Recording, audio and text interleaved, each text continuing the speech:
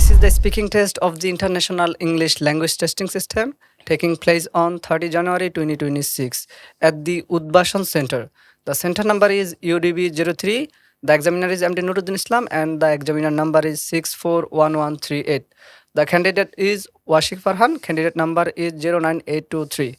Hello and welcome to the International English Language Testing System. The IELTS speaking part is divided into three parts: part 1, part 2, and part 3. In this first part, I will ask you several questions about yourself, your home, work, studies, and other familiar topics. What is your full name, please? My full name is Washik Farhan. You can just call me Farhan. Which social media do you use Well, I regularly? use various kind of platforms for my social life, but I'm mostly active in Facebook and Instagram because that's where all of my family members and friends are. How much time do you spend on social media sites? Well, if I'm being honest, I spend a massive amount of my daily life in social media, especially in Instagram. I scroll through that whenever I wake up.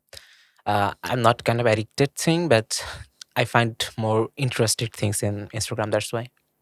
What kind of information about yourself have put on social media? I'm a kind of private guy, so I don't share that much of information about myself on social media. Only my profile picture and where I have studied and maybe where I live. That's pretty much it. Is there anything you don't like about social media? Yes, there are several many disadvantages of social medias, and probably maybe the main thing that needs to be highlighted is addiction because everyone has a mobile phone right now. So children are more likely to get addicted to social media, and that's affected in their studies and their daily life. This is the end of part 1. Let's move on to the part 2. In this part 2, I will give you a topic and a cue card. You have 1 minute to think about. You can make some notes, write some hints, what you're gonna say. And you have 1 to 2 minutes to describe this topic. Yeah, Here is pencil and your cue card. Take your time.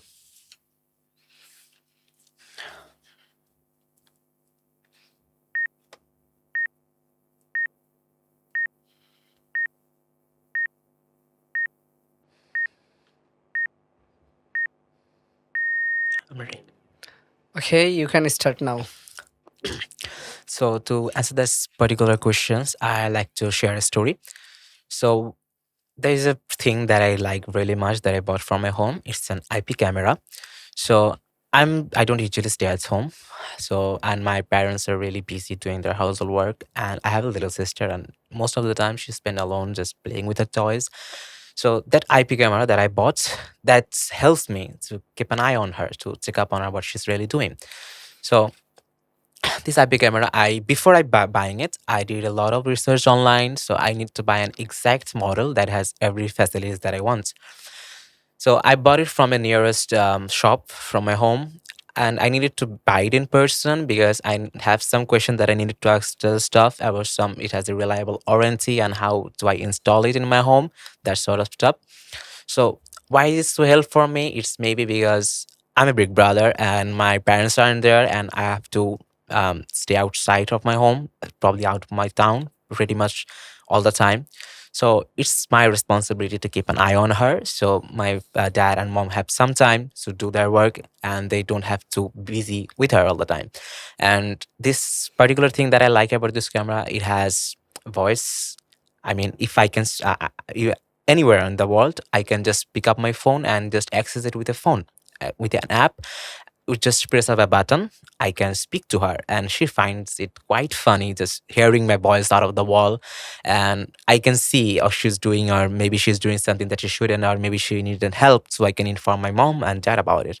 So for me, it's not just a piece of product, it's a piece of mind because when you're away from your little sister and she's your kind heart, so it's feel more like I'm close to my home when I'm not really actually there. Okay, this is the end of part 2. Let's move on to the part 3. In this part 3, I will ask you several questions related to part 2. Why do some people buy lots of things for their home? Well, I'd say people like to, I mean, they enjoy expressing their personality through their decorations. And for some people, it's just a kind of way to express, just to create some sense of status. And when they do that, they feel more at home when they're surrounded by the peoples they love and things they love. Do you think it is very expensive to make a home look nice? Not necessarily, because while some furniture, high-end furniture, are really expensive, well, to make your home look good, you don't need to pay that much of money. Some good lighting and maybe some indoor plants would be enough for that. Well, in the end, it's all about the arrangement. It's all about the style, not just the price tag. Why don't some people care about their home looks? Some people are minimalist, or I can say maybe they prefer functionality over aesthetics. And some people just treat their home, maybe it's just a place to eat and sleep rather than decorating with some expensive stuff. In what ways living in a flat better than living in a house? In modern society, flats are more inconvenient than some living in a house. It's mostly because it's safer and also the share management. So, if example, if something awful happens to the house, some like elevator is broken, so you don't have to pay for that. The building management committee will help that. So, and it's also some modern flats are more closer to the city centers and also hospitals that it should be an emergency. Now I will ask more several questions related to part 3. Do you think homes will look different in the future?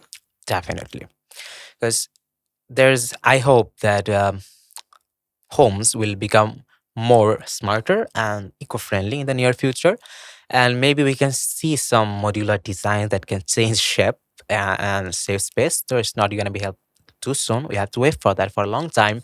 And the way AI and technology is getting, progressing day by day, we can see some house things and maybe controlled by completely AI or maybe voice commands.